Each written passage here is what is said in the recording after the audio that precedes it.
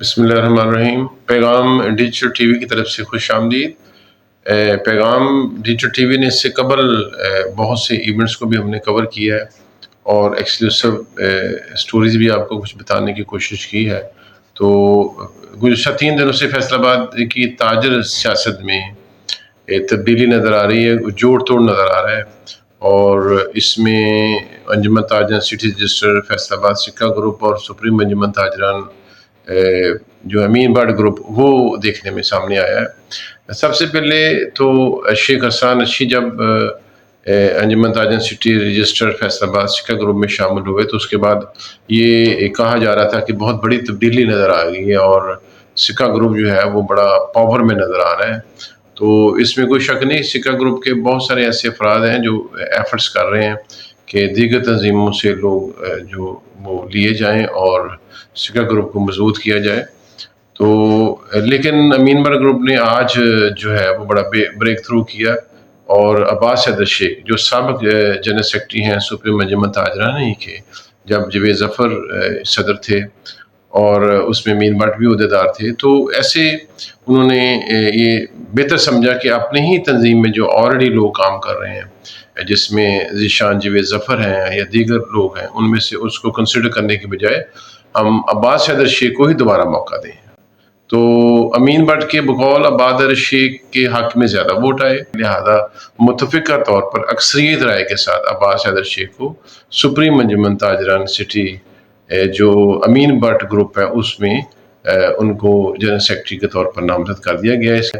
اور کیونکہ ریڑھی چھاپی فروش سارے کے سارے جو ہے وہ امین بٹ گروپ کو پسند کرتے ہیں، لیکن اس میں سب سے بڑا ایشو جو ہے کہ جو جنگ بازار میں پچھلے دنوں اے سی سٹی کے ساتھ، پھر بھونا بازار میں اے سی سٹی کے ساتھ انتظامیہ کے ساتھ جو کلیشز ہوئے ہیں، اس میں پھر امین بٹ کو خود بذات خود آنا پڑتا ہے فیلڈ میں۔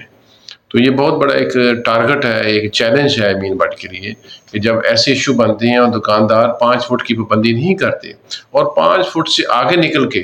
اپنی بزنس کرنے کی کوشش کرتے ہیں، جس سے انتظامیہ کے ساتھ ان کا ٹکراؤ ہو جاتا ہے۔ جو بھی سینیریو ہے اس میں سمجھتا ہوں اس سے قبل جو ہوتا تھا وہ جوڑ توڑ کی بجائے وہ ایسا کرتے تھے کہ جب ایک تنظیم الیکٹ ہو جاتی تھی یا ایک تنظیم بن جاتی تھی تو دوسرے شہر کی مرکزی تنظیم جو تھی وہ آ کے اپنے عہدیداروں کا چناؤ کر لیتی تھی۔ یعنی ایک بازار میں 3 عہدیدار نظر آ رہے ہیں، ایسے بازار ہیں، چنو بازار ہیں، اور اس طرح سے منٹ کمری بازار ہے، اور دیگر بازاروں میں 3 تنظیمیں کام کر رہے ہیں۔ تو اس سے تاجر کاز کو نقصان پہنچتا ہے۔ اصل ٹرننگ پوائنٹ جو ہوا ہے اس میں جو اختلاف سامنے آیا تاجروں میں، وہ 28 اگست کی ہڑتال تھی۔ 28 اگست کی ہڑتال خالصاً 2 بڑی تنظیموں نے، مرکزی تنظیموں نے اس کی کال دی تھی، جس کا مقصد تھا تاجر دوست اسکیم اور آئی پی پیز کے حوالے سے۔ تو امین بٹ کا موقف ہے کہ مجھے اس سلسلے میں اعتماد مل لیا گیا، اور میرے خیال میں یہ جو کال ہے یہ جماعت اسلامی کی طرف سے ہے، تو ہمیں جماعت اسلامی کو فالو نہیں کرنا چاہیے۔ لیکن حقیقت یہ ہے کہ یہ کال جماعت اسلامی کی طرف سے نہیں تھی، بلکہ یہ مرکزی تنظیموں کی طرف سے کال تھی، جس کو کافی حد تک اس ہڑتال کو کامیاب کہا جا سکتا ہے۔ دونوں مرکزی جو شہر کی تنظیمیں ہیں، اس کے جوڑ توڑ میں جو اسلم بلی گروپ ہے وہ ابھی تک سامنے نہیں آیا، یعنی اس نے جوڑ توڑ میں اپنا حصہ نہیں ڈالا، لیکن میں سمجھتا ہوں کہ حاجی اسلم بلی بڑے جو ہے وہ سمجھداری کا مظاہرہ کر رہے ہیں، کیونکہ اسلم بلی صاحب خود بھی ایف آئی اے اور دیگر معاملات میں وہ گرفتار رہے ہیں، اور دیگر معاملات کے کیسز میں جب انہوں نے پیچھے مڑ کے دیکھا تو ان کے ساتھ کوئی بھی نہیں ہوتا، تو انہوں نے محتاط انداز سے اپنی سیاست کی ہے ابھی تک، اور کیونکہ نائب صدر تھے فیصل آباد چیمبر آف کامرس انڈسٹری کے، اور اس طرح سے انہوں نے اپنی سیاست کو بڑے اچھے انداز سے چلانے کی کوشش کی ہے تاکہ کوئی بڑا کلیش جو ہے وہ انتظامیہ کے ساتھ سامنے نہ آئے۔